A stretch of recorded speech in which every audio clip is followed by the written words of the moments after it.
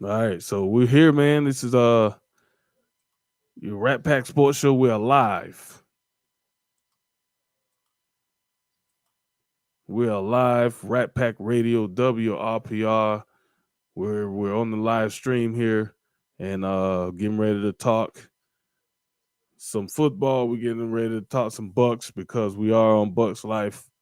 I want to make sure that I, you know, get the Bucks talk in. So we're gonna talk about last week's game at Carolina. A lot of people disappointed, a lot of people upset, and that's understandable. I'm not gonna sit here and say you're wrong for being mad that we, pretty much got our behinds handed to us. So we'll get into that, and then we would also talk about this coming week's matchup with the Baltimore Ravens, which would be a even tougher matchup for a team that is really struggling to find its identity. And what I think is funny about these comments that people are making is we've currently been under this regime of Jason Light, Bruce Arians, Todd Bowles, Byron Leftwich for the last 3 seasons, right? And the last 2 seasons, we knew exactly what our identity was. We threw the ball a lot. We was high pace. We put pressure all the way from the middle of the field all the way to the edges. We stretched the field. No risk it, no biscuit, and accompanied by a running game whenever we decided we wanted to run the ball. That was the mentality of this team over the last 2 seasons. Once Tom Brady came over, even in James Winston last year, we had a top 3 offense, top 5 offense in the league, throwing the ball a lot. Just had a lot of turnovers that kind of put a dent in all the success that was made in that season. So the last 3 years under Bruce Arians, we knew exactly what we were. We knew exactly what we were, and we had injuries. We had guys out. We, the one constant we did have was protection up front. Offensive line was always stable and fortified. This season, we've had the injury bug. A lot of guys hurt. We lost some guys due to retirement. We also, um, we also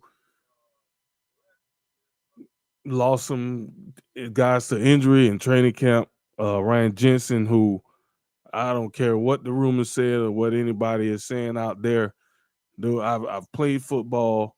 I've had I've had a knee injury that was very very um serious, almost similar to the type of injury Ryan Jensen had. I'll just say that it wasn't exactly probably what he's got going on, but I've had things happen. You know, to me, I've been through the knee injury process. I've been through ACL surgery, and all kind of things related to it that kept me out from playing for almost 2.5 years. So um all these rumors, all these stories of, people from the outside saying that, oh, they hear this, they hear that. Ryan Jensen is just weeks away. Listen, man, you're not weeks away from anything if you ain't even uh made public what's wrong with you. Nobody knows what's wrong with Jensen. All we know is he hasn't been there since what, day 2 of training camp. It's crazy. So with that being said, man, there's been a lot of turnover on this team. And I get it. You got a lot of turnover, and due to that, you can't be the same offense that you were um, the last couple of seasons. You lose Gronk, major pieces, right? Major pieces. I'm okay with I'm okay if you're a little bit on the conservative side. But for me, I feel like this offense it has completely changed. Um there's no threat downfield. We do have guys who can get downfield. Evans can get downfield. Godwin, I know a lot of people don't think so, but Chris Godwin came into this league running a 4.40. So Godwin does have the speed to stretch the field. We have Scotty Miller, another fast receiver to stretch the field. When I say stretch the field, it's just giving an illusion of that threat to get downfield. We're not attempting we're not even attempting to put pressure on secondaries. Um, everything that's being run is 3 yards in a cloud of dust. First down run, second down, nothing, third and long, third and long, third and long. With an offensive line that's struggling to even hold blocks.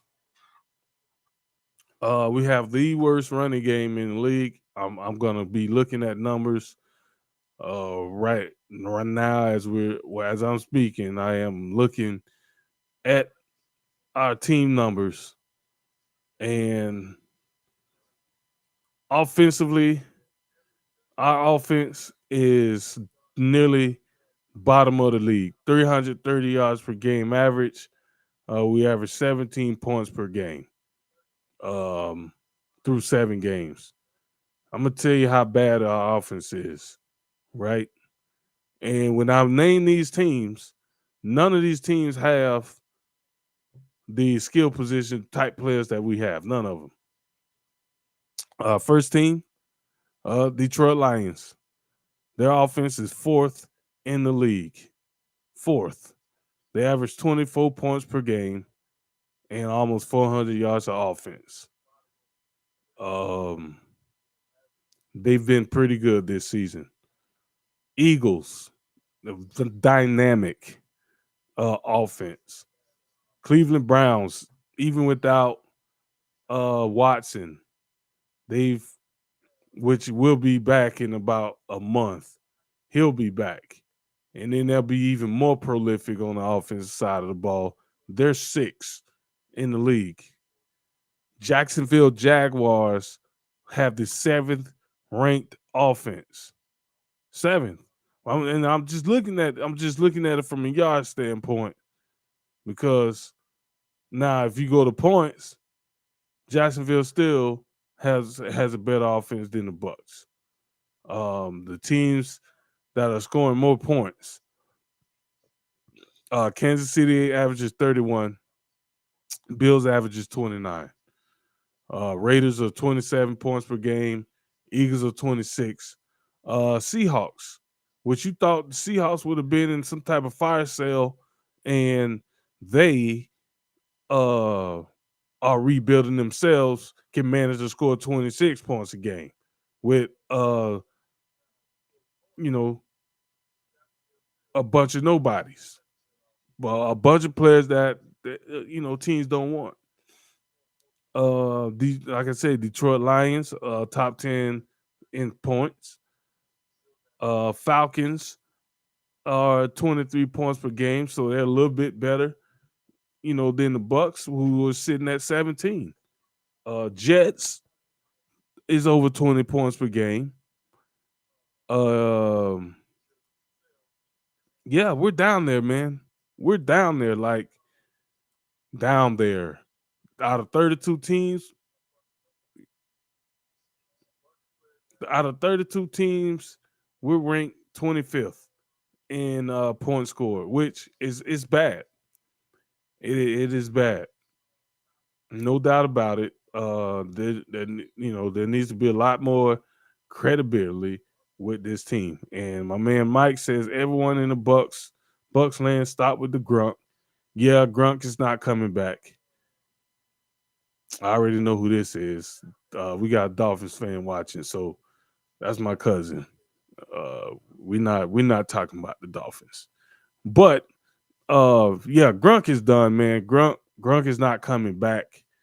Uh I actually like the young guy, the young rookie. I think it's Alton, Cade Alton, or whatever, however you say his name. I actually like what he's been doing the last few weeks. He's young. He has to, get better and improve a little bit more. But he's been showing up. He's been showing up. So I'm not disappointed, with a rookie that's just trying to get his feet wet and find his way. I'm okay with the way he's been playing. I just think we got to be, as a team, we just have to be we got to be a lot better, man. Red zone wise, execution wise, when we get in the red zone, we can't settle for field goals. We got to go for touchdowns. Um, Personally, my thoughts is, with a defensive minded coach, I think we've become a very conservative team. And I feel like we're looking at the 2022 version of Dungy Ball. The only difference is we have no defense. We don't have the defense to be able to play that type of football. And for those that say, "Oh well, those days are done. You can't play that style of defense." There's Let's see. I'm going to go to points per game. Defensively, there's one, there's two, there's three, four, and then I'm gonna say the Bucks are in the top 10 from a points percent per game standpoint. But three, four, five, six, seven, 8, 9, 10, 11, 12 teams that are holding teams under 17, under 20 points per game. Bucks are one of those 12 teams. Jacksonville is one of those 12 teams. Here's the difference, folks. Yard wise, we're not even that bad from a yard standpoint, but we're one of the worst teams defending the run now. We've given up, like I say, we haven't given up a lot of points, but coming into this season, we at this point I would have thought we would have been tested a little bit more on from the defensive side of the ball. I know a lot of people, say look at the numbers. I'm gonna say, yeah, you can look at the numbers, but let's look at the games and in the situations where we needed stops, we didn't get them. Being undisciplined, not taking care of our responsibilities, and again, offense is struggling too. But I'm tired of the argument that, oh, well, defense is doing their job. No, I'm watching these games just like you guys are. And when it's crunch time, that's when it shows if you for real or if you're not.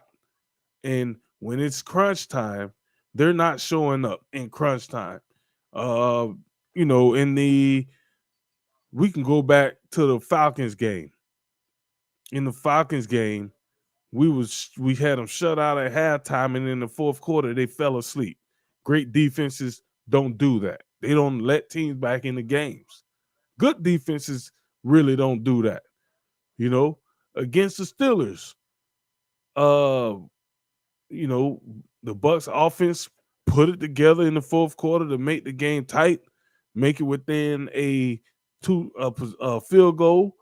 It's about 5 minutes left on the clock. We give the ball back to Pittsburgh. We never see it again. You get uh two very long third down conversions that should never ever be converted if you're a good defense. You should never give up a 3rd and 15 in a crunch time situation where you know they have to throw the ball. How do you give up a 3rd and 15? How do you give up a 3rd and 12 in consecutive series to lose the game? That's not the sign of a good defense. This past week against the Panthers, we gave up 21 points to a team that basically folded their tent up. They got rid of their best player, and they just came out there in the second half when that's money time. It's time to put up or shut up. And they just came out in the second half and just ran roughshod on us. Now, again, offense only scored 3 points. But my whole point in this argument is there's enough blame on both sides of the ball. What's up, Donnie, man? Appreciate you tuning in, man. From South Korea. We win 24-21. Hey, I hope we get a 24-21 win. I really do. Um, he says defense is playing like doo-doo. I'm looking past, sometimes it says stats are for losers. And in the Bucks case, you can look at the stats and try to justify that, our defense is good. But for me, I can't do that. I can't do that because I'm watching these games and I'm going down the list right here, and I'm showing, explaining in these games what's going on. You know, in the week one, we did something in week one. Cowboys was a good team. They were fairly healthy. They was missing some guys from a position standpoint, but we went into Dallas. We won 19-3. That was a good game for the defense. Saints, Jameis went Jameis. That's what he does when he gets pressure on them. So the Saints, I'm gonna say, I don't think what's the running back name for the Saints? Jeez, can't remember his name now, but he didn't play. Kamara didn't play that game, and Jameis wasn't good. Credit to the defense. But what my point is, we weren't tested from a passing game standpoint against the Saints. We weren't tested against the Packers, even though you go back and watch that Packers game, there was some guys running open, and whether it was a drop pass or Rogers just not seeing them because he was facing his own pressure from our defense. Um, you know that game there, I'm gonna say that was a good defensive battle. But since the Packers game, we gave up 41 against Kansas City. Kind of figured that was gonna happen because I'm not real confident in our pass defense anyway. I really don't like anybody in our secondary outside of the young what is his name? Why can I Winfield Jr. and Dean. Everybody else to me is not good. They're not great, but Winfield is very good for being such a young guy. And Dean, so far this season, I haven't heard Dean name as much. So as a defender, especially in the secondary, the least amount of time I hear your name, that's telling me you doing something right. If I keep hearing your name and I keep seeing the back of your jersey coming up in a lot of bad plays, a lot of giving up plays, you're not doing your job, no matter what. But so far, Dean's been pretty consistent this year, and Winfield is always steady. But so I figured against the Chiefs we would get throttled, and we really did get throttled. I mean, it says 41-31, but personally, I feel like if the Chiefs needed 50, they could have scored 50. That's just how I feel on that.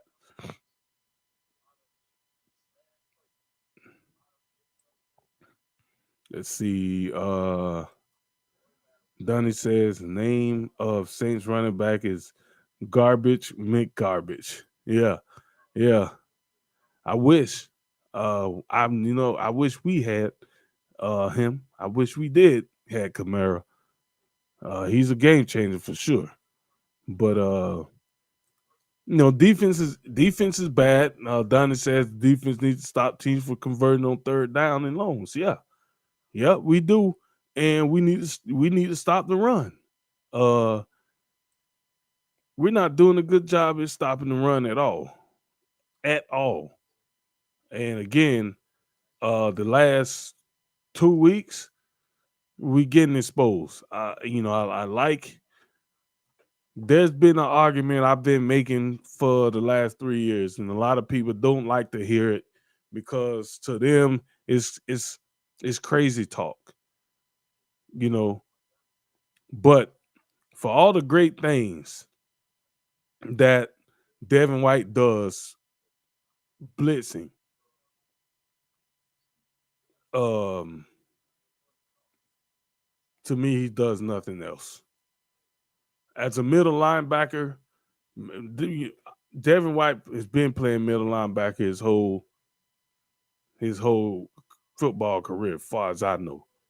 Levante David is playing in the middle, but he's really a will linebacker. David is being more consistent uh, than White. White to me is a very small linebacker that relies on his agility and his speed, not his power. He's not very good at shedding blocks.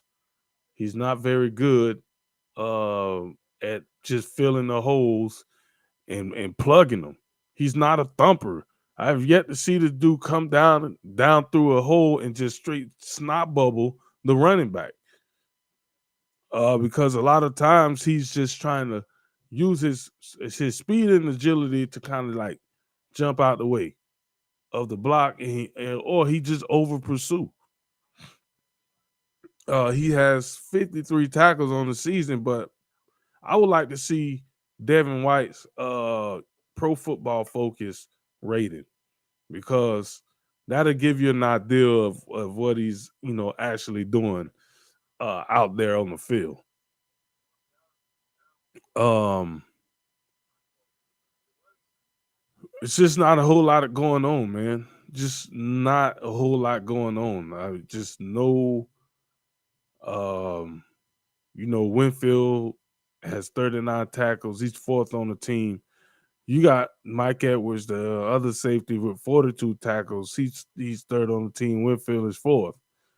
Davis, Cotton Davis is fifth with 31 tackles. Shaq Barrett has 27 tackles and 2 sacks. Vita Vea is a defensive tackle getting paid a lot less than Shaq Barrett, and he has 3.5 sacks. One of my main concerns when we gave Shaq Barrett that money was he worth it? I didn't feel like he was worth that money, but I can understand why you signed the guy because he was so great in that 1 year. But to me, um, when you're only great one year, I could care less about you hitting free agency. You got to prove it. You got to prove it to me again. And Shaq Barrett is not proving anything, but he cannot he is not the man. You could have maybe kept JPP with some of the money you paid Shaq Barrett. Shaq Barrett is probably the reason we don't have Sue or JPP. If we go and we look at, let's see, salary cap.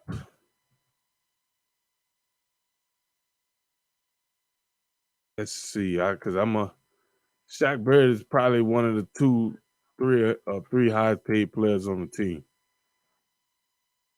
and to me, he's just not. We got $4 million in cap space. By the way, I am I am looking on. over the cap. So let's see. That is very loud. So let me turn this down before I bring my guy in here because that almost blew my eardrums. Um, we're gonna bring him in here. Hopefully you guys can hear him. If not, my apologies. Um, it's just a bad day, but we got him on the line with us now. Rat Pack Sports Show, Mr. William Graves. What's going on, brother? Testing. 1, 2. Testing. Oh, I got you. I got you. You loud. You loud as All right. ever. You loud as ever, but Oh, I can hear you. oh, okay. Well, I'll try as much as possible. You good? All right. So, how you doing, D-Lo? I'm doing good, man. I'm doing good, man. Just we on the Bucks Life stream here and just talking Bucks, strictly Bucks right now. And Huh? just getting into some salary cap numbers. I'm just thinking about, some of the guys that we let go and decided, not to keep, and just trying to figure out, the guys who are making all the money is not putting up. They're not doing the job. So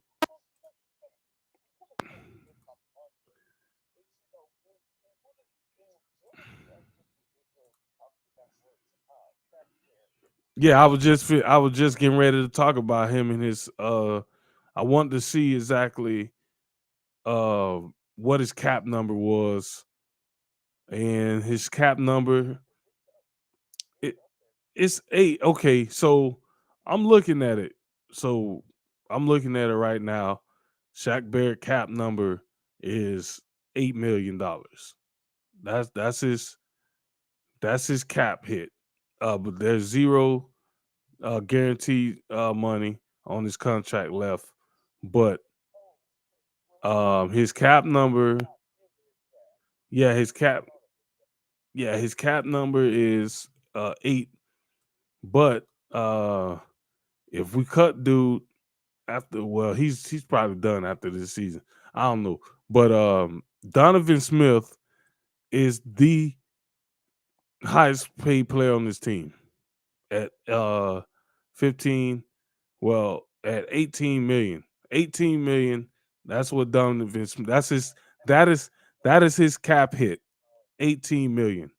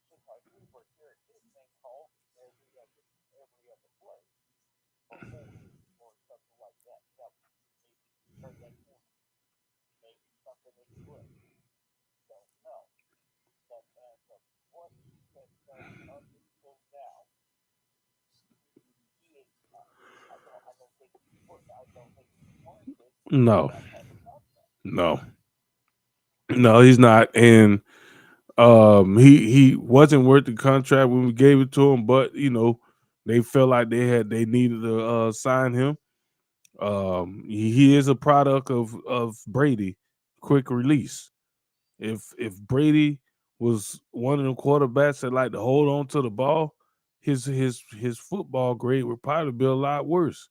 Matter of fact, if Brady was anybody else based on the production we've got this season out of our offensive line, you would probably see a lot more turnovers. But Brady is smart enough to where he's not going to throw too many interceptions, and he's going to throw it into the ground, not throw it to a defender. And so a lot of people is saying, Brady, he's inaccurate. He's throwing the ball in the ground too much. Dude, throwing the ball in the ground sometimes is just a throwaway. He's not trying to hit the receiver. The guy might not even be open. He's just throwing it in his direction and throwing it into the ground. So yeah, so you won't get the intentional grounding. I mean, dude, you can't do anything past a 5-step drop. That's why we can't get anything deep, because the for the deep passes to open up, you need a 5 to 7 step drop. And if you can't get that 7-step drop, you're not throwing the ball deep, because you don't even have time for the receivers to get downfield. So you're not gonna throw downfield on a 3-step drop unless you got Devontae Adams when he was in Green Bay, Jefferson for the Minnesota Vikings, Hopkins, where you could just Cooper Cup, where you can just 3-step drop and just almost throw like a lob pass and just let them run under it. Other than that, you're not throwing deep off a 3-step drop. You're really not gonna throw deep off a 5-step drop.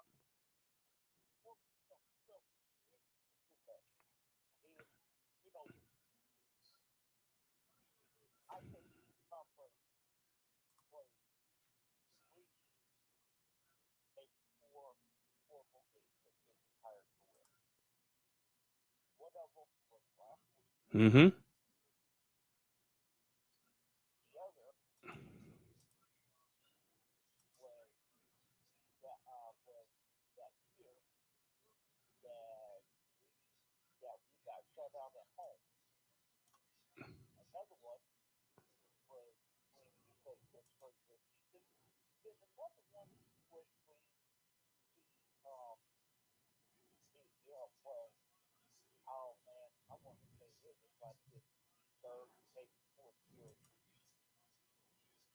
Yeah. Yeah, just bear with me, ladies and gentlemen. Having some issues hearing William right now, so I'm just trying to, get it all squared away. Can you hear me, William? Well, I can hear you, but the people cannot hear you on your end.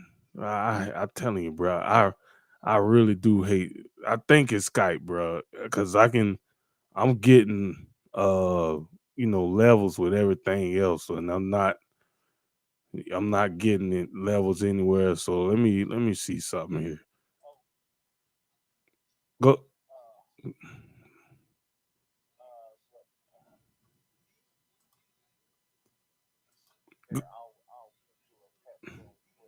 Nah, you're good. Like I can. It's not you. It ain't. It's not you. Um, it's not you at all. It's whatever settings that keep switching up on me here. Um, is what's going on. So we'll Just keep talking, and I'll get it. I'll get it going.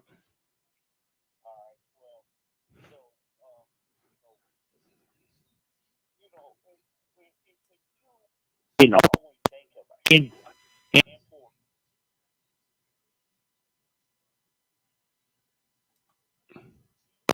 Yeah, I'm here.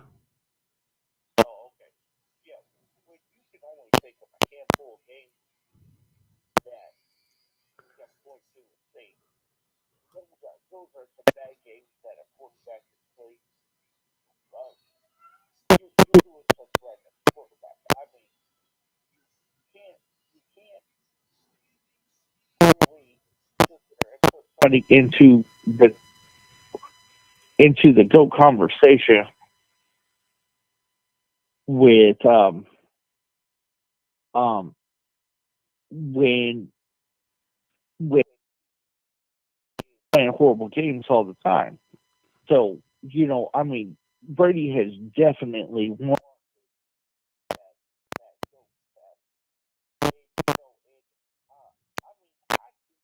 right the ship and everything, but the thing is that um you know Brady is one of those players that makes everybody around him better.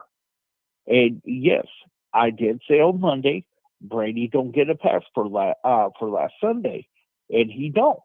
I saw him make a few. I saw him make bad plays, but just because I say he don't get a pass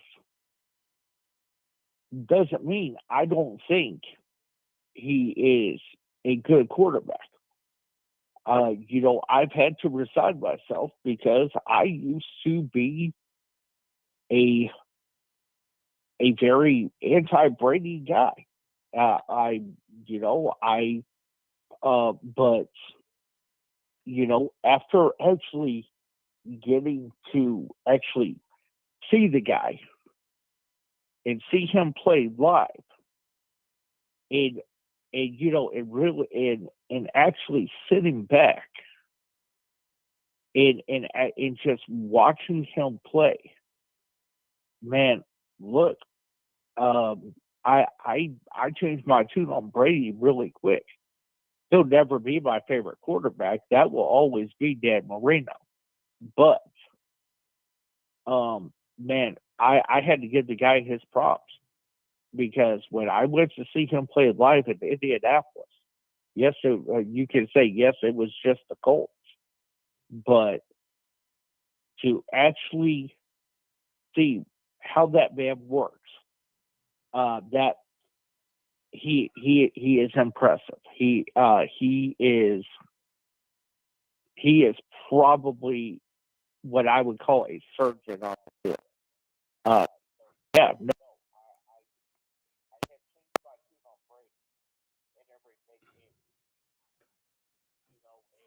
yeah, I apologize.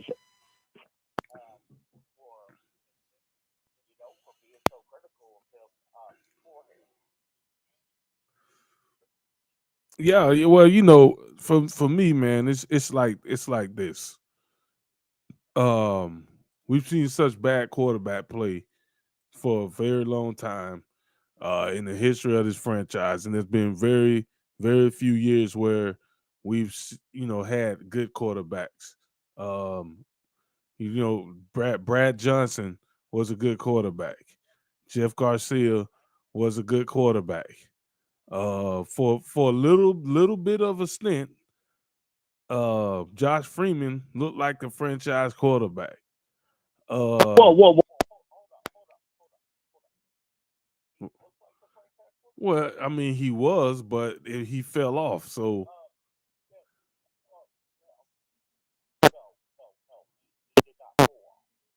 He was pushed off. okay, Okay, no, no, I don't want to get you angry. I mean, you don't want to. You don't like.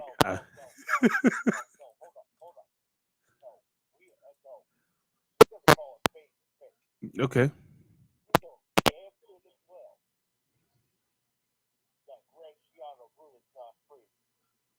Don't sugarcoat that. Do not sugarcoat that. The reason Josh Freeman failed was because of that punk ass little bitch, Greg Schiano.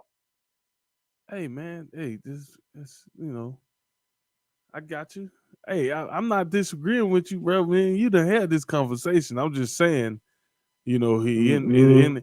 it ended up not working out, and that's why, uh, you know, Ended up not working out because we had a little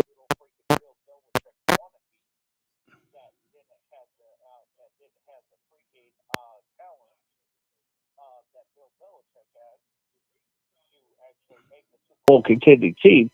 He was a Dollar Tree Bill Belichick is what he was. and my man said Dollar Tree, Dollar Tree. Dollar Tree, 99 cents. Clearance Nah, rack at Walmart. Take your hey, pick, Black Friday special. man. No, because Black Friday special, you actually getting something. We didn't get shit with Greg Schiano. Only thing we got is freaking hemorrhoids and freaking gallstones and kidney stones.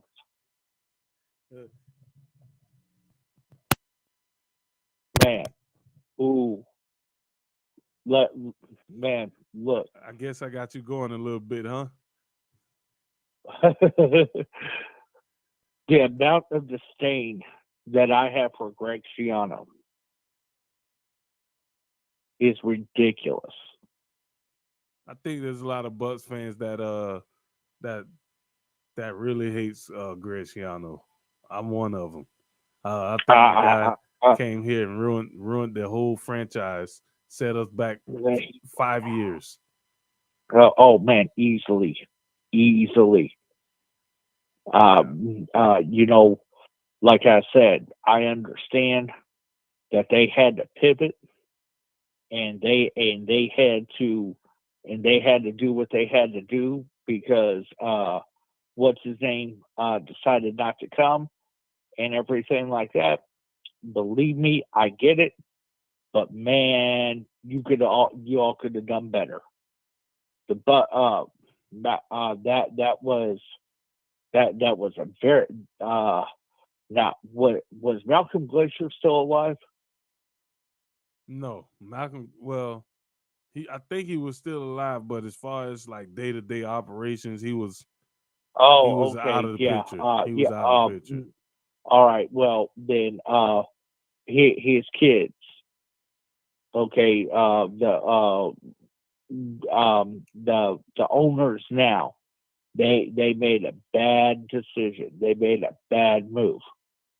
Plain, pure, and simple. I would have rather them did pulled another Raheem Morris and just brought up somebody uh somebody from the coach the running backs coach or whatever from the coaching staff as a little 1 year thing or something like that. You know what? I would have been okay with that. I really would have. Absolutely.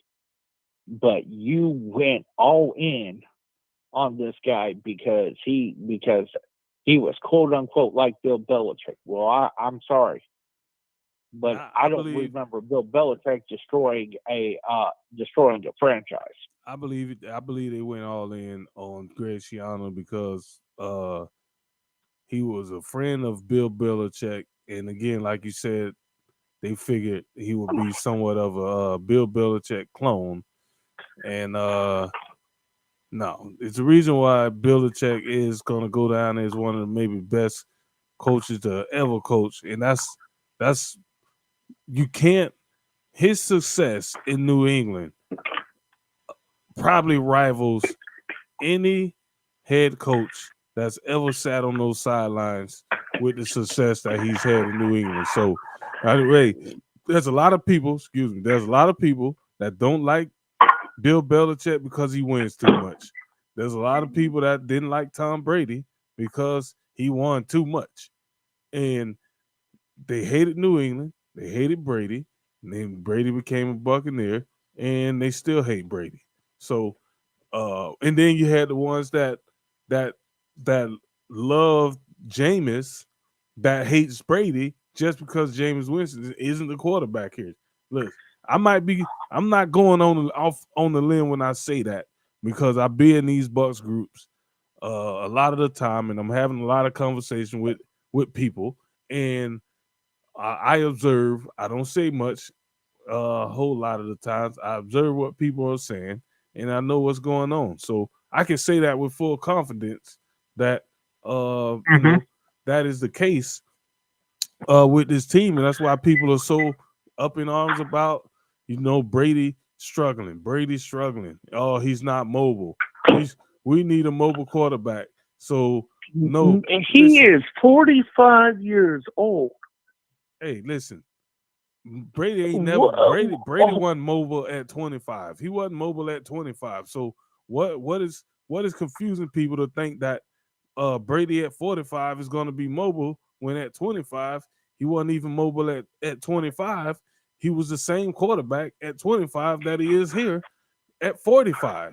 Literally the same Man. quarterback from a throwing standpoint, arm strength, technique. The dude is a machine, and for me, I'm trying to get people to realize why were you so mad at Brady when if you a football fan and you watch football long enough, you know that the quarterback position, you cannot be successful at that position with a shoddy offensive line. I don't care who you got. You can have Michael Vick, you can have Lamar Jackson, you can have John Elway, you can have Steve Young, you can have Randall Cunningham. Give me any mobile quarterback in the history of this game. If they don't have a laser rocket with some crazy accuracy, uh you ain't most mobile quarterbacks are not as accurate as pocket passers. So Well, if you get a mobile uh, quarterback on the run, then you're getting the same thing. Probably a turnover because they're going to try to do something with their legs, or they're going to try to throw a pass on the run, and it's an inaccurate pass or it's a wild throw. So for me, I don't care about mobility. I want execution. I want a quarterback that's going to make proper reads. I want a quarterback that's going to process and make quick throws and get the ball in and out of his hands in a 2 to 3 second time frame. And that's it. I want timing. I want rhythm. I want all that. I don't want you know uh somebody that could just run. There's no Josh Allens. There's no Josh Allens out there. There's no um uh Patrick Mahomes. There's those guys are not out there. That's why those guys are as good as they are because mm-hmm. you can cry, you can complain about Brady. Give me another quarterback that's gonna do better than Brady. Those two guys are sitting on two of the best teams in the league. So come on, man. Like Well, and you actually mentioned somebody, and and I want to take a minute to actually touch on that person because one of the people you did mention we actually did have on our roster. He was actually a starting quarterback for us. oh, And you that was talking Steve Young. Steve Young, yeah. And in me, you, Carlton, and Boss Hog Sean Naylor, we had this conversation about Steve Young on the Buccaneers. And and I'm just going to go ahead and share with the listeners exactly what we talked about. And what we talked about, guys, is if Steve Young would played his entire career for the Buccaneers, would he have been as good as he was? And the answer is probably not, because he went into a top-notch franchise with the San Francisco 49ers. He sat beside top five quarterback of all time. And that is not up for debate. You cannot debate that. You cannot. And that was Joe Montana. Mm-hmm. Yep. Okay.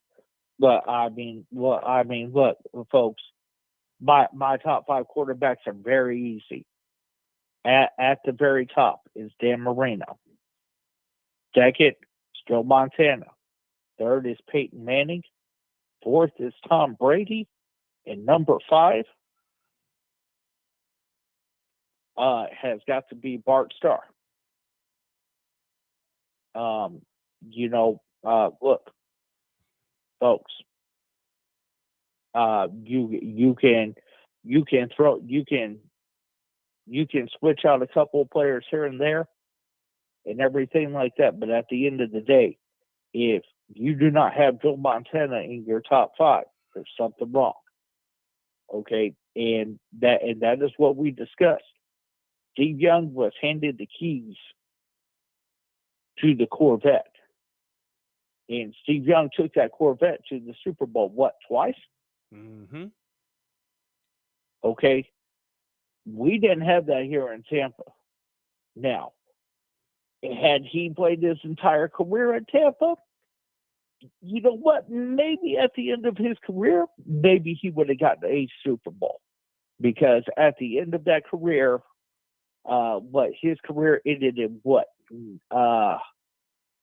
2000 and something, right? Yeah, 2000. Shoot, when was it?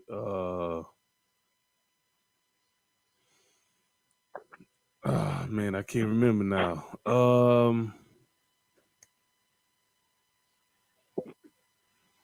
It'll probably come to me. I can't remember it. I can't get it off the top of my tongue. It's at the tip of my tongue. I can't get it.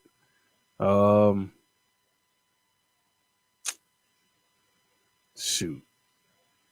Yeah, it'll come to me. Just keep talking. I might have to cut you off when I get it, but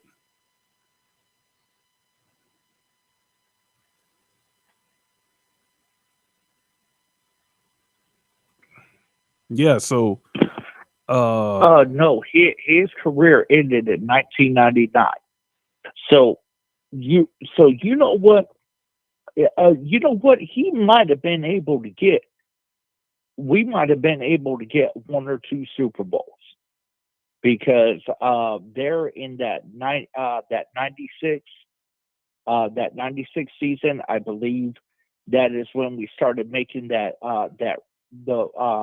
that's when we started making those playoff appearances and everything like that. That's right after Tony Dungy took over and everything like that. So you know what?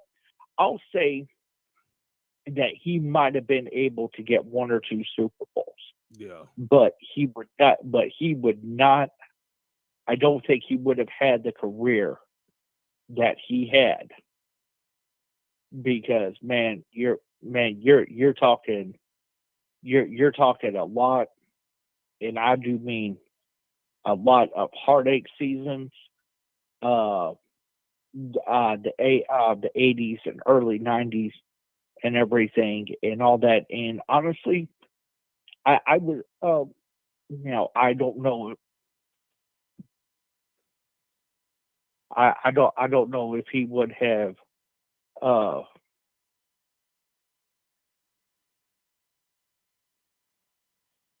I don't know if he would have had the career that he had, but yeah.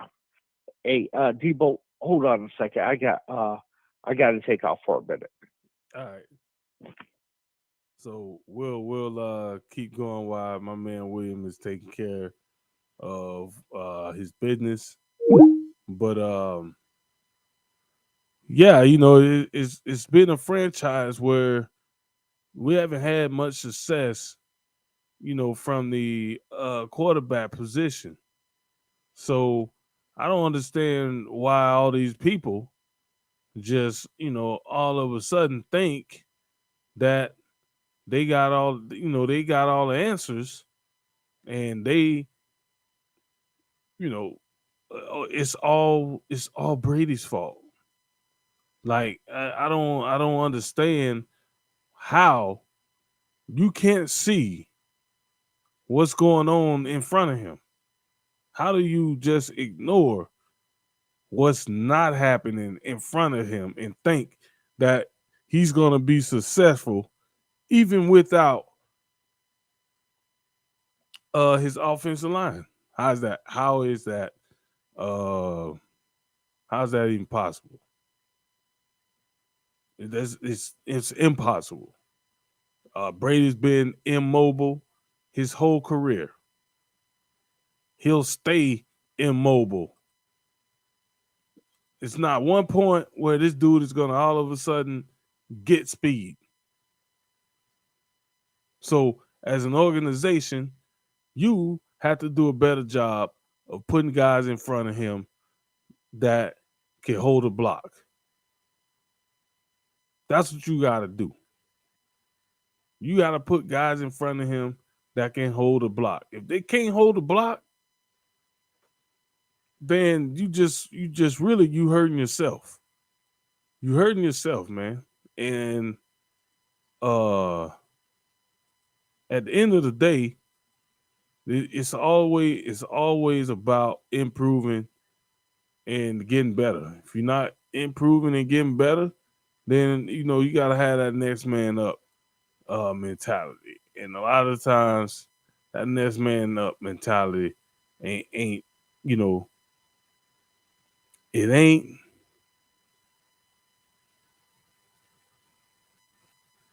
what it's here. It's talk. With this team, they ain't no next man up mentality. This offensive line is straight up trash. The next man up, those guys are already injured. Um, so we just have to do what we got. And as an offensive coordinator, Byron Leftwich has to do a better job at scheming guys open. Now, I made this statement, and I appreciate everybody that's tuning in. People, everybody on YouTube, everybody on Twitch, everybody on Bucks Life. This is Rat Pack Sports Show, and we're on the live stream. We're talking Bucks because it's been a rough week. If you're a Bucks fan, it's been a rough couple weeks. And normally I don't go a whole segment when I'm talking Bucks, or when I'm doing this to talk Bucks, but I got a lot of stuff I got to get off my chest, and a lot of people need to hear. I'm not saying I'm the greatest football mind there is, but I ain't stupid, and it don't take ex professional athlete to understand how the game of football is supposed to be played. I can go and talk the game of football to anybody. It doesn't even matter. I call them out. If I feel like you wrong, you wrong. But Byron Leftwich got to do a better job. You got to do a better job. And Ty Bowles, you got to tell your offensive coordinator, hey, he got to do a better job. Listen, we saw this team under Bruce Arians as the head coach. We saw this offense. These same dudes at the skill position played under Bruce Arians. These are not new players. The only thing is different is the tight end, because Grunk ain't here, and a few of the linemen. But I'm looking around the NFL every week. I don't just watch the Bucks. I watch all these teams play on a weekly basis. And I'm watching teams with less talent. And my man Mike Bucks average 68 yards a game at rushing. Yeah, 68 yards a game rushing, but yet you still want to pound the ball up the middle every first down. Everybody know what you're going to do. So why you continuing to do something that ain't working? Change it up. Come out on first down and throw a pass for 5 yards. Put yourself in second and short. Then try to run the ball. Let your passing game open up your running game. That's the way it's been. Under Bruce Arians, we would pass first. When we decided to run the ball, we was a little bit successful because teams had to respect the passing game. The safeties couldn't come down in the box and do anything because you got Brady. You averaging 68 yards a game. How can you do it? How can you work off the play action? This is what they want to do. They want to utilize the play action to get downfield deep. How can you utilize the play action when you can, number one, you can't run the ball, and number two, on the play action, you need a 7-step drop. You can't even get enough time to complete your 7-step drop. Donovan Smith is getting 8 alive. The left guard is getting 8 alive. That whole left side of the offensive line is trash. The whole left side. The whole left side. That's Brady blind side. So, of course, if your blind side, you keep getting pressure from your blind side, of course, any quarterback is going to be feel like he has to make the throw faster. He's going to rush the throw because he don't want to get hit. He wants to get rid of the ball before he gets hit. So at the end of the day, offensively, there's enough to go around, but it's scheme. It's creativity. You know, it is finding ways to get guys open. I watch all these other teams around the league with less offensive weapons, guys running downfield, wide open, nobody within like 10 yards of them. I have yet.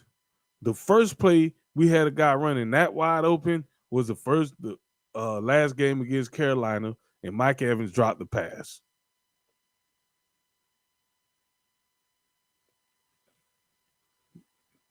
You scheme your way to get those deep passes. You scheme your way to them. If you can't just line up and do it, you scheme your way to it. We don't have that creativity. Why? Leftwich ain't that experienced. I put Byron Leftwich in the same classification as Eric Bieniemy in Kansas City. And we got him back, so let's get him back on here.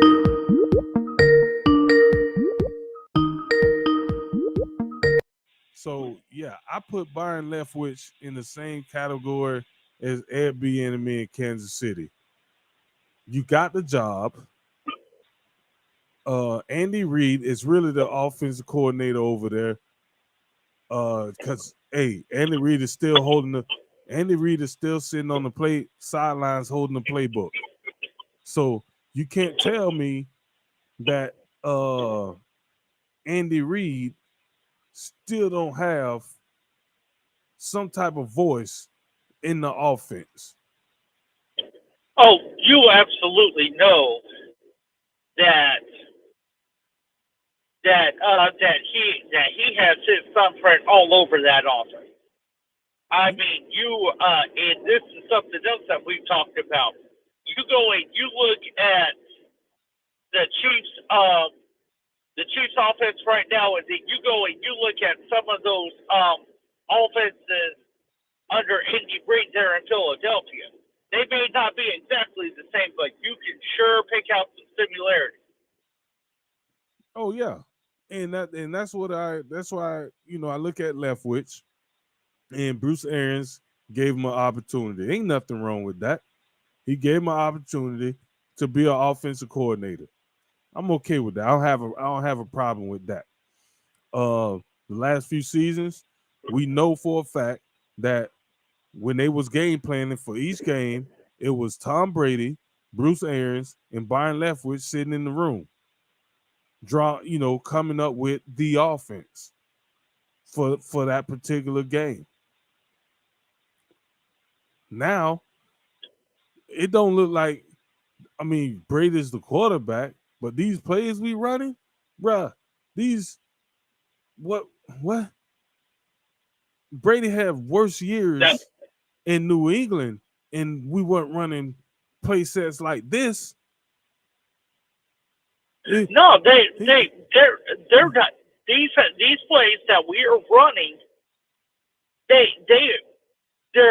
not built, or they're not set up, rather, for the teams that we're playing.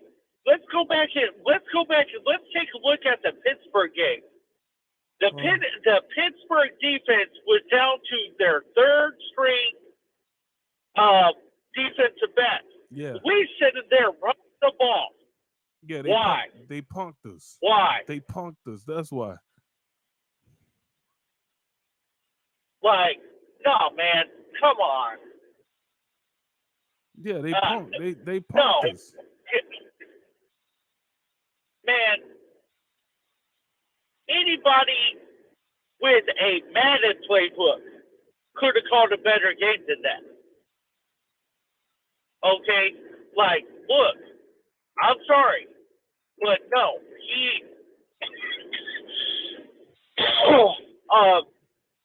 Leftwich proved, just kind of showed me that he don't really adapt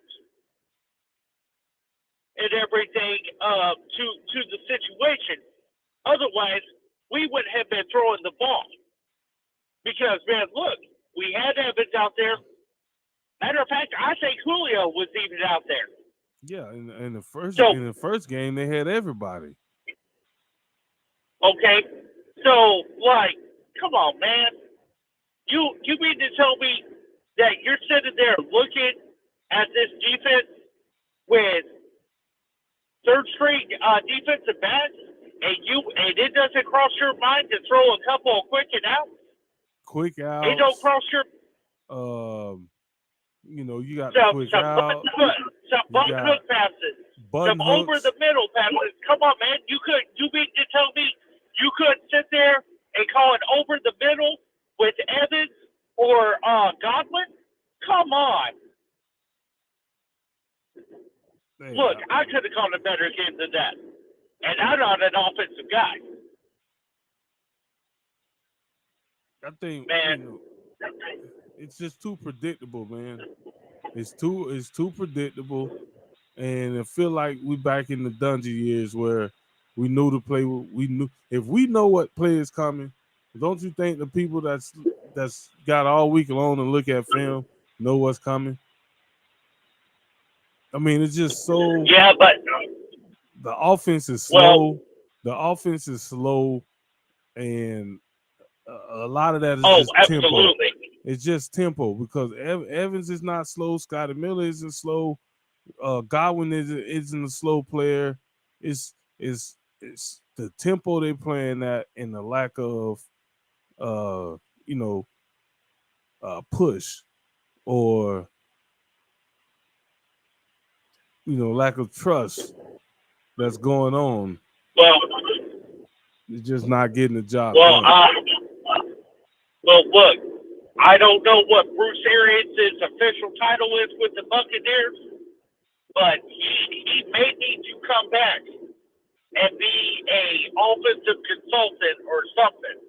And that's just a good way of saying, hey, you taking over the offensive play calling without actually taking over the offensive play calling. You're being the offensive coordinator without that title. You're still going to have that corporate title, but we need you to right the ship. Because, look, everybody, they had their doubts about BA. You know what? He has proven time and time again he knows how to build an offense. He does. Look, it speaks for Plain pure and simple. It speaks for itself. Under Bruce Arians, we had some of the best offensive years that we've ever seen with the Buccaneers. Arizona Cardinals, same thing. Saw some of the best offensive years and everything like that. What Bruce Arians was missing and everything like that, there when he was the head coach of the Cardinals and everything, honestly, I honestly think that the Arizona years was a combination of just a bad decisions, and Bruce Arians actually really trying to learn how to be a head coach. Because I mean, yeah, he was a head coach in Indianapolis, but he was only an interim head coach. Okay, I don't think he had the full reign and everything like that, like he did in Arizona. And so I honestly think Bruce Arians was just learning when he was in Arizona.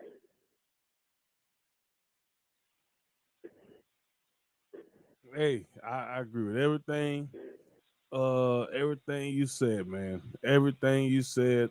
It just comes down Well, to them doing what they need to do, executing on the field,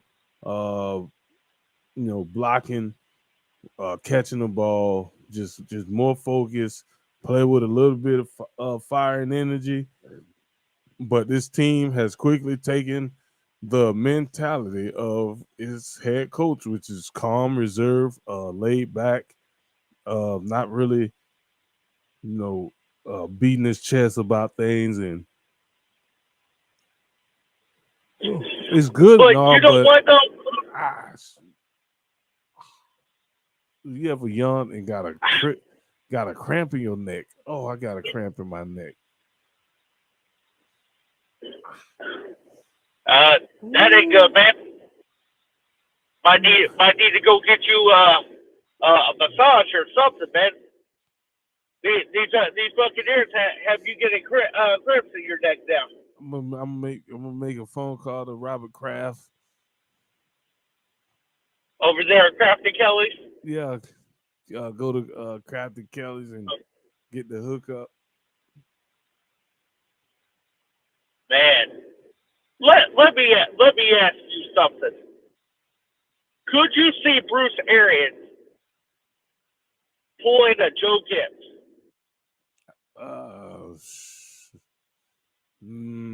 Maybe just Now, because. now, do you know what I mean by that? Yeah, Joe Gibbs stayed away from the game for a long time, and then he came back. After that, to coach the Redskins. Am I right? Yeah. Okay. Yep. You're exactly right. Now, also, he wasn't exactly away from the game. He still held and I might be wrong, and it's a shame we don't have Boss Hog on because he'd be able to tell us right off the bat. But I'm pretty sure he held some sort of official role with the Redskins. I can't remember exactly what it was, but I was pretty sure he was an advisor or in the front office or something with that Redskins team and everything. But yeah, you're right. I'm just curious if the Glaciers and Jason Light here in the next couple of weeks, they say, hey, look, this ain't looking too good.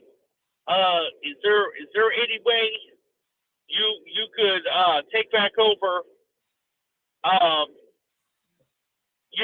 take back over as head coach? But now this is where that problem is going to lie, because you know good and well that if Tom Bowles gets removed from the head coaching job, he ain't staying around to be the defensive coordinator.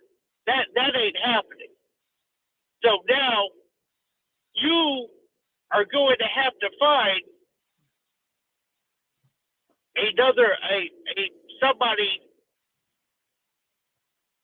to call those defensive plays, because look, Tom Bowles is showing, he's kind of showing me that, you know what, that he is one of those Charlie Weiss, Romeo Crennel type coaches that they're brilliant coordinators.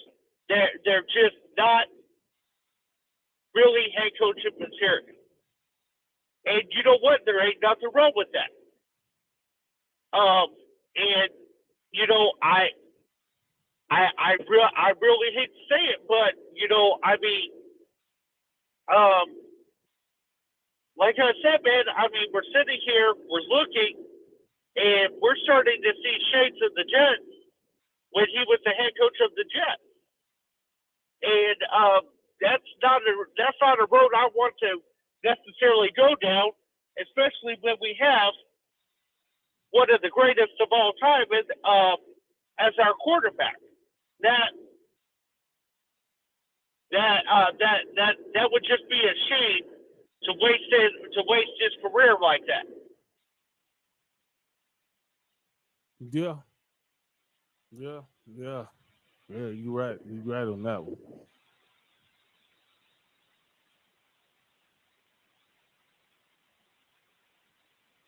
Let's see. So what else you got for me, Debo? Man, not much, man. You know, just venting pretty much on these Bucks, and oh yeah, I do got a question. What do you think about Matt Ryan being benched? So, man, there's got to be something to it, because I don't think Frank Reich is the type of guy to just do something just for the sake of doing it. And man, I don't know. I just have a really bad feeling that we're going to see Matt Ryan do one of two things. And that's either A, he's going to spend the next couple of years being a journeyman backup quarterback, or he's just going to outright retire. And I think him wanting to get a ring, I think that will keep him around for 2 or 3 years as a backup. But I think that he is only going to go, and he's only going to sit there and back up teams that have a legitimate shot at going to the Super Bowl. I'm talking your Buffalo Bills. I'm talking your Kansas City Chiefs. I'm talking your Los Angeles Chargers. I'm talking, look, you guys may laugh, but I told you guys right when this head coach was hired, Mike McDaniel, do not be surprised to see the Dolphins as a contender to go to the Super Bowl in another couple of years. And I'm still standing by that. I can see Matt Ryan going down there to Miami and actually getting a backup job, that if something God forbid happens to Tua again, they will have a serviceable, more than serviceable backup quarterback that can actually can actually do something. But I don't. But I only think that it's a 2-3, maybe a 4-year stint as a backup quarterback. But I really hate to say this, but I think Brian's time as a starting quarterback is just about done. I mean, maybe he locks on to another team and gets a 1 or 2 year deal. But as far as a long-term thing, I don't see it. I hate it for him, but you know, there's something to that benching, and you know, I'm just not. I guess what I'm saying is I got to have all the information as to why he was benched before I can say, you know, yeah, that's the roll call, or hey, I get it. But right now, you know, I really do think that there's something else to that. Well, what are your thoughts on it? Well, I think Matt Ryan is getting screwed over because I'm watching these, you know, I'm watching these games. And I'm not seeing anything that says, you know what, we should start Ryan. Even though I'm not saying he's a terrible quarterback, he shouldn't start. But if you're gonna put it out there, you gotta put it out there. Everybody gotta see it. Yeah. Now let me ask you something. Tom Brady decides after this year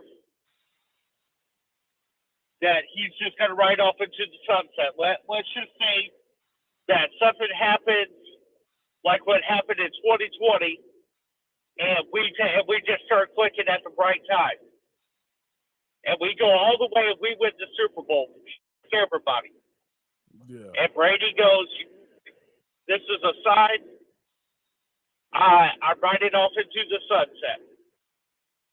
Okay, I'm going to go spend time. Going to try to."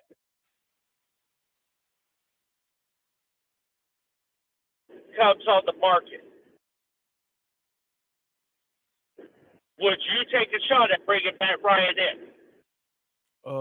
Yeah. I mean, he's still a legitimate NFL caliber quarterback, and he's been around the block, so there's nothing you can really throw at him to confuse him. All right. Because I mean, I would too. Because here's the thing.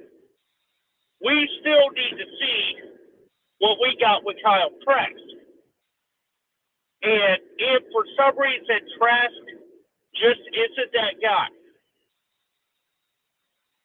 and we have a guy that is a quality quarterback. I mean, this quarterback can at the very least manage games. Okay, I'm not saying he's a game manager because I think he's a little more than that. But at the very least, can manage a game and keep you guys competitive to where you can actually win a couple of games. Well, you figure out the future of the franchise. Yeah, I'd bring Ryan in too. I absolutely would. A guy that understands that he is not the future of the franchise, because look, you know good and well that he went to Indianapolis, very good and well knowing that he is not the future of that franchise. Like so to have somebody that understands that and that could come in, could use the game, could even keep you in the playoff hunt, because I very well think he can do that. And everything like that. I honestly think he was a victim of bad coaching in Atlanta. And that's the reason that he only went to the Super Bowl once. But no, I would bring Ryan in. I absolutely would. Yeah, I would too. So, all right, let's see. I had another question here. Where is it?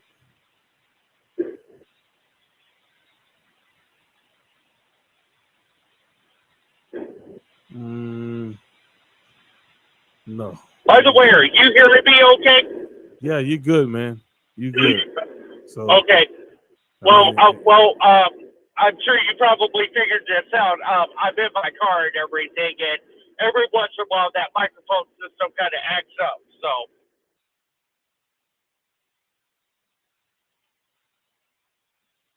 yeah. All right. So what we're gonna do is we're gonna take a quick break, and then we're gonna come back on the other side and get into a little bit of tomorrow's matchup. Go around the league. Talk about some of the explosive games going on this weekend. So, with that being said, we'll be back after this. This is Rat Pack Sports Show. We'll be back.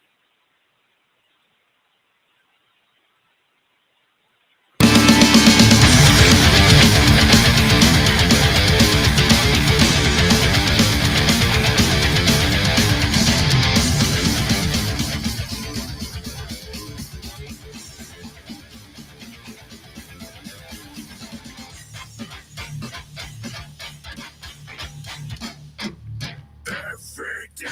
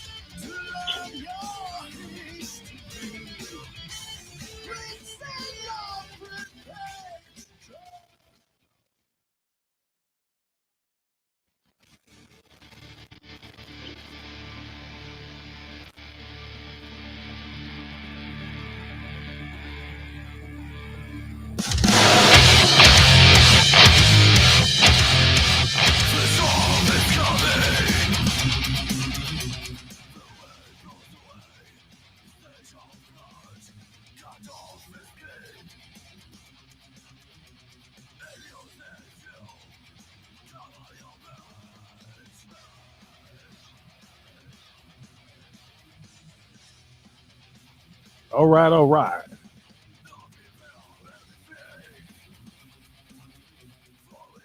Rat Pack Sports Show. We are back.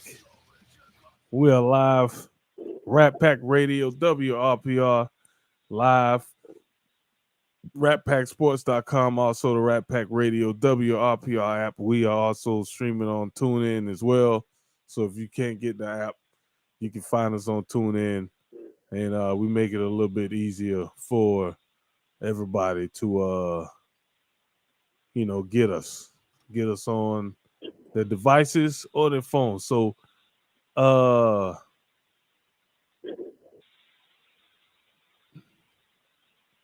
good morning.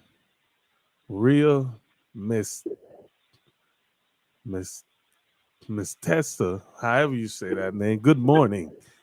Somebody's saying good morning, so they got to be somewhere else. So, hey, good morning. Good morning. We're here, man, and we just talking some sports. We got about 30 minutes, 30 more minutes left in the show tonight, and hopefully next week we can get things started out a little bit better with these technical difficulties. It seemed like every week, whatever settings I put in when they change for some reason, I have to go in and like do all this stuff all over again. So I'm gonna have to do a pre-trip run, next week, and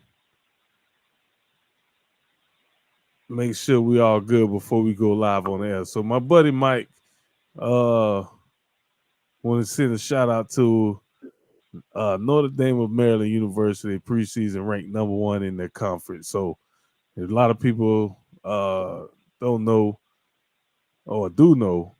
My daughter played basketball, and the school she went to, her and one of her good friends that she played with in high school, they went to the same school. So this school they went to finished the season pretty strong last year, and they got off, almost made it to the conference championship, and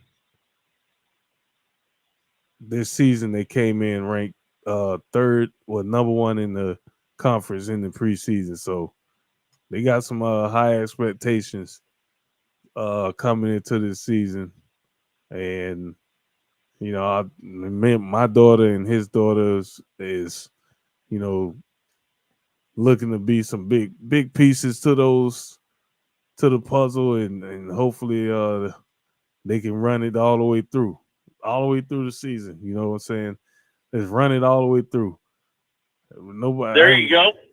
Run it all the way through and get it done this year and win it all. Win the conference. So it should be fun and interesting, man. And I know my daughter is excited, and his daughter's excited. We're both excited to see them playing on the next level together, and with the opportunity to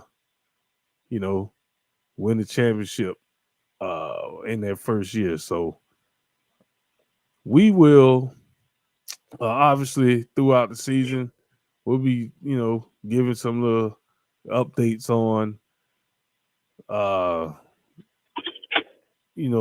season and how things are going, but it's looking pretty good. I was just up there last week, and I got to sit in on the practice.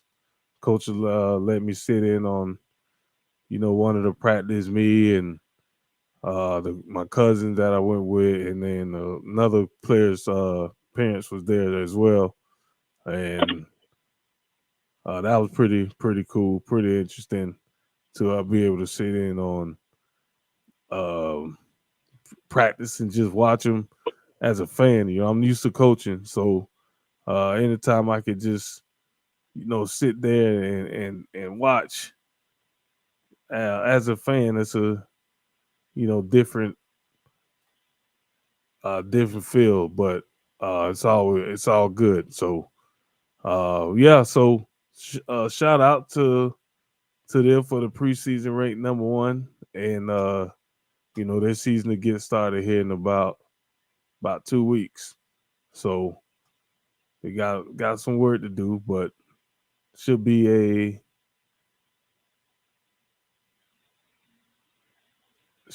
good season. So who is this? What's the word? What I miss? I don't even know this Facebook user. If I knew who this was, I could tell you. So you gotta put your name in here, man. I can't. This is what it is. What's the word? So I know it's somebody that's family. So you didn't miss much, man. We just doing a little sports show here and talking a little bit. Getting ready to talk a little bit more football, and we're gonna get into this week's games. We're gonna go down the list. We're just gonna go down the list of the whole week. I guess we're in week 8. Week 8 schedule. Yep. And we're gonna give a quick rundown and synopsis of the games, and then that'll be talk a little bit more. Then that'll be pretty much it. So we start tomorrow night, man. Bucks, Baltimore, and listen. First thing I want to say about this game is I'm sorry, Amazon Prime. Your broadcasts suck. Every single last one of them. I don't know what type of, the whole feel is different. It looked different. It sound different. Yep. Yep. They definitely gonna have to sit there and everything, and they gotta have to figure something out, because I'm not feeling it either. I've done already said it before. I've seen better production out of a high school journalist team, or whatever you want to call it, broadcasting team, that I have with Amazon Prime. Yeah, same here, man. I just don't like it. And to back that up, the games ain't been that great either. So we'll see, tomorrow if it could be any different. Watching your own team play on Amazon Prime. But I don't know what they did. I mean, we saw the Thursday night production over the last 10 years with NFL Network doing the Thursday night games and broadcasting it through their broadcast channels. But Yep. this Amazon Prime, this, man, you could barely hit a crowd. Like, I want to hit a crowd. I want to hear field noise. I want to hear it. You know what I'm saying? Not just if you got like a surround sound system, and the audio so low that it just makes it like boring to watch. Come on, man. Like, next season they gotta go to the drawing board, and they gotta figure out how to enhance their broadcast next season. So for sure. It's because right now, so far, if somebody gave me the opportunity to grade the NFL Network Thursday night games, I would probably say D minus. I mean, it's been bad. And then the matchups, again, I know we're supposed to be giving synopsis on the game, but we will. but the matchups in itself, they just bad matchups. Like I don't think everybody deserve. I don't think everybody deserve a Thursday night game. That's what they want to do, but I liked it the way it was in the past, where the Thursday night games wouldn't start until the midpoint of the season, and those matchups was handpicked based on playoff positioning. Go back to that. I don't want to see a Thursday night game every night if the quality of football is going to be atrocious, because people don't have enough time to rest and do all that in between games. Before, I think every team that obviously you get the 10-day break after playing a Sunday and a Thursday night, that which is good, but when you have everybody playing in these Thursday night games, man, it's terrible. But hopefully tomorrow night is different. My prediction for the game, the must do's and don'ts for the Bucks, they have to play better.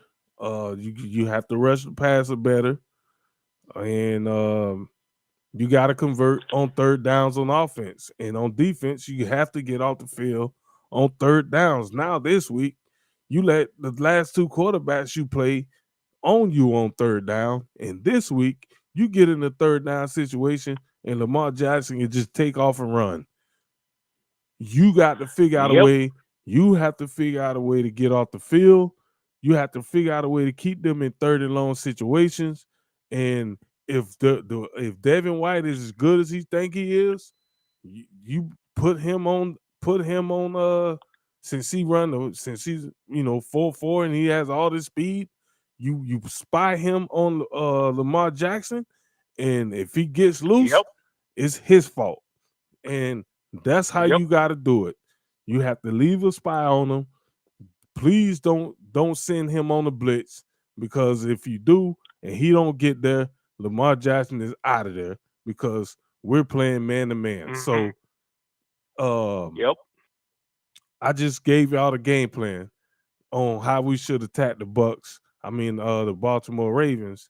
So hopefully somebody in Bucknell listening, and they listening to us, because we can actually help you guys win the game. But my prediction for tomorrow night, even with me saying all that, I don't think we win the game. I'm just not confident. They haven't played consistent enough, and I think we lose. I think Baltimore comes in. They got a little chip on their shoulder as well. They haven't played well the last few weeks. They're looking to get off the snide a little bit and play better. And I think the Bucks are just right for the picking, because it hasn't been good. Like the last few weeks, they won against the Browns. The Browns are a tough team, but it was a dogfight. They lost against the Giants. The Bengals, they won by 2 against the Bengals. They lost against Buffalo. So the last month, they're up and down, up and down. Actually, they've been up and down the whole season. Win one, lose one, win one, lose one, win one, lose one. So if the trend keeps up, then they should lose this week. But we're just not playing good enough. And offensively, there's gonna have to be a lot to be done. We got to score some points, keep the Ravens defense on the field, keep Lamar Jackson on the sideline. If we can't do that, it's ball game, plain and simple. So, completely agree. One thing I would add to that: offensive line, blocking. You guys have got to pick that up. But unlike my co-host here, I think we win. I don't think we win by a lot. It's probably going to be I think it's only going to be by 1 or 2 points, and it's going to be probably something like a field goal at the end of the game. But no, I think that that this week, I think there's going to be some urgency to get back on the right track. And I think we come in. I think I hope that the defense holds them, and yeah, I think Tampa wins, but I don't think they win by a lot. Well, hey, we'll see, man. I want to be wrong, but I am not. I am not impressed. With their play. So we will see what happens here in tomorrow night. But Yep. that is oh, what, man, where am I at? Okay, so that is game one. So we go to Sunday's matchups, and we have a London game Sunday between the Denver Broncos and the Jacksonville Jaguars at 9:30 a.m. So that's good matchup. Denver is defensively they're very tough. Offensively they've struggled a little bit. Russell Wilson is struggling to find himself in this offense. Doesn't look like the same guy that we've seen in Seattle over the last 10 years. And but Denver defense should keep them in the game. Jacksonville is one of the surprise teams, so far in this season. They've played a lot of very close games. They're 2-5, but don't be deceived by that 2-5 record. They're a lot better than that record, and they've played a lot of close games. They lost week 1 to the Commanders by 6, 28-22. They shut out the Colts 24-0. They beat the Chargers 38-10. We already know the Philadelphia Eagles are serious, and they lost that game 29-21. Lost to Houston 13-6. The Colts beat them 34-27, and then the Giants just beat them 23-17. And they look like a completely different team when we sit here and we talk about the difference. Coaching. Jacksonville is a prime example of a team that had the wrong guy in there, and now they have the right guy in there, and it's a completely different football team than we saw last year. Trevor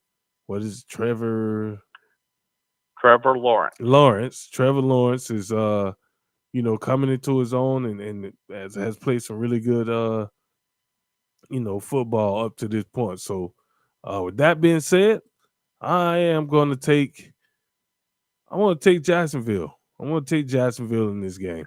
I'm there with you because I think Jacksonville goes over to London, and I think they surprise the Broncos. So yeah, I'll take Jacksonville as well.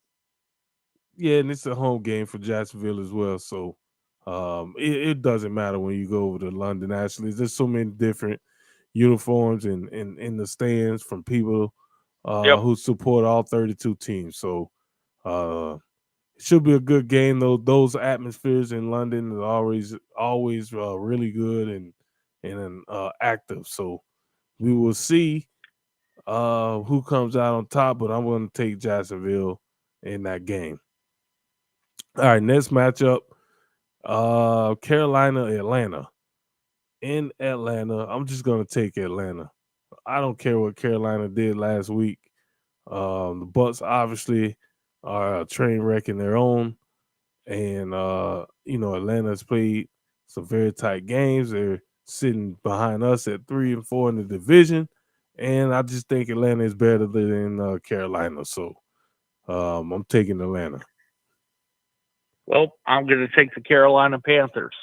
I think that they have found something at our expense last week that works. I think they continue the streak this week, and I think they beat Atlanta. I don't think it's going to be by much, but I do think Carolina beats Atlanta. Okay. So we got a conflict here. All right. So this one's gonna be quick. Chicago at Dallas. Cowboys. Dallas. All the way. Cowboys all the way. I'm not even going to go into a whole lot of detail of that game. Cowboys are, a drastically better team. So next matchup we have Miami at Detroit, and this is gonna be tricky. Miami. Detroit is scoring a lot of points though, man. They're scoring a lot of points. Tua is back. That offense is clicking. They're doing what they got to do. It's a completely different offense with Tua back there. When that offense is playing better, that defense is on point also. Miami. All right, so me, I'm gonna shock a little bit of people. I'm gonna take Detroit. 1-5 in the NFC North, but Detroit is coming in with the second highest ranked offense so far, and we will find out.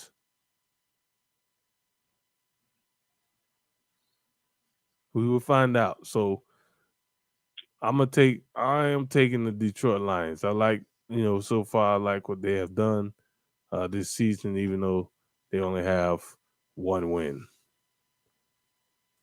All right, next game is Arizona, Minnesota. Should be a tight game. Minnesota. You got Kyle. I'm about to say Kyrie.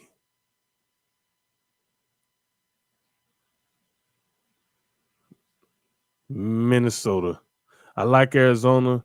They did get Hopkins back, and they look like a different team with Hopkins in the lineup. But Minnesota's been strong and steady the whole year, and I'm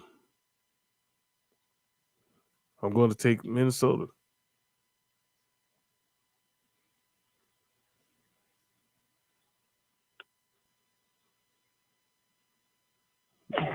What you got, William? Who you got? Arizona, Minnesota? Minnesota. Okay. All right. So next game is should be an interesting game. Las Vegas and New Orleans. Here's the question Vegas. Here's the question I want to know. When do Jameis Winston gets the starting position back, or did he just lose it? He lost it. He lost it because that coaching staff over in New Orleans don't know what they're doing. They really don't, and they're proving it. Like I said, when Sean Payton stepped away, you're going to see a drastically different Saints organization. Dennis Allen is not a head coach. He's barely a coordinator. Okay. Sorry. Said what I said. I'm sure he's a nice guy. He's not head coaching material. All right. So I agree with you, and I'm gonna take New Orleans at home. Even though I agree with you, I think New Orleans at home is tough, and Las Vegas is one of those inconsistent teams that had some high expectations coming into the year, and so far they haven't lived up to them. Yep. So they're gonna go on the road and lay another goose egg, and New Orleans is gonna pick up. And I think this will be their third victory of the season, I think. Yeah. Hey, Debo, I'm gonna have to cut out of here. Something just came up and everything like that. I apologize, but I've got to run. All right, man. I know you're busy. You're night owl, so take care of your business, brother, and we'll see you next. We'll see you next week. Yep. All right, man. All right. All right, that was Winston William Graves, everybody. I had it cut out, so I'm gonna finish these games up, and then we're gonna head out as well. So we're on to New England, New York, and New York just lost their star running back for the season on the ACL, and think they're gonna have a hard time replacing that guy because he was kind of like a spark in that whole offense. So New England, I'm going to take New England because it's New England, and Bill will have his guys prepared and ready to play. So that's my pick, New England Patriots. Pittsburgh, Philadelphia. Mike Tomlin always got his guys ready to play, but I think Philadelphia is going to be too much for him this season. And Philadelphia has been very good as of late.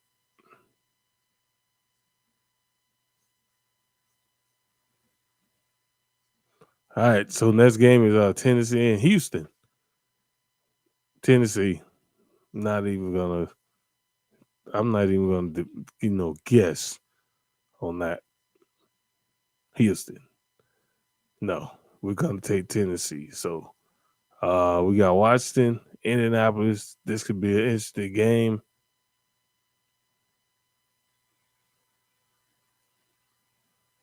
Washington, Indianapolis.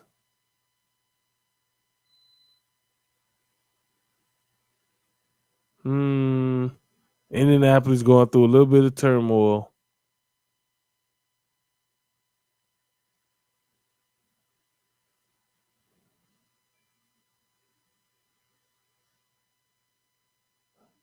All right, so next one is San Francisco, Los Angeles Rams. I want to take San Francisco. I like what they're doing over there, and those boys play hard and disciplined. So that's who I want, and that's who I'm going to get. Soft salt.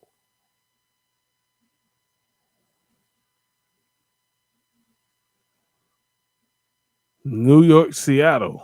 Tell the two different teams again. Last season, both were struggling with wins and different things. They go back to the table this season. Roger comes with a new deal, and all is right. And yeah, I want to take New York because Saquon Barkley has been an absolute animal, and there's no stopping him.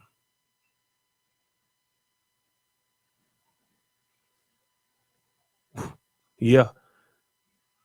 So Sunday night game, Buffalo, Green Bay. They both are ready for the cold weather, so that won't be a factor. Let's go with Buffalo. They're just too good right now, and I don't see many stopping them. Yeah, taking Buffalo. Just overall a better team, and at the end of the day, you got Josh Allen, and he's a kryptonite.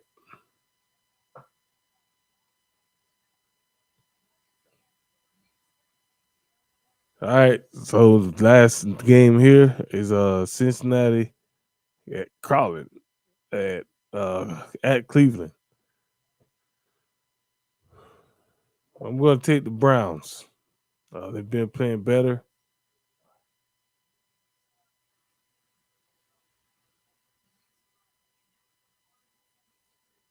No.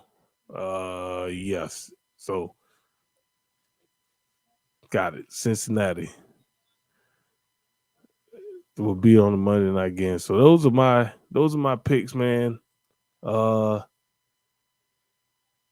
Everybody who is watching on the stream, appreciate y'all tuning in and watching. Those of you watching, on Twitch and YouTube. Appreciate y'all tuning in as well. But we're gonna get out of here for the night, and we'll see you guys on the flippity flip, hippity hip, and that's gonna be it for us. So we'll see you guys another time. We will be back here next week.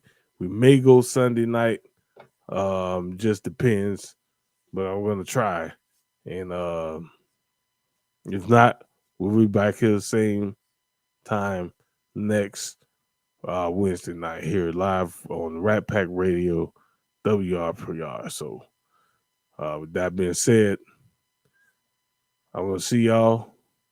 Appreciate y'all for tuning in and being bored as ever. But we're gonna get out of here, man. This is Rat Pack Sports Show signing out. We'll see you guys next time. Appreciate you. Peace.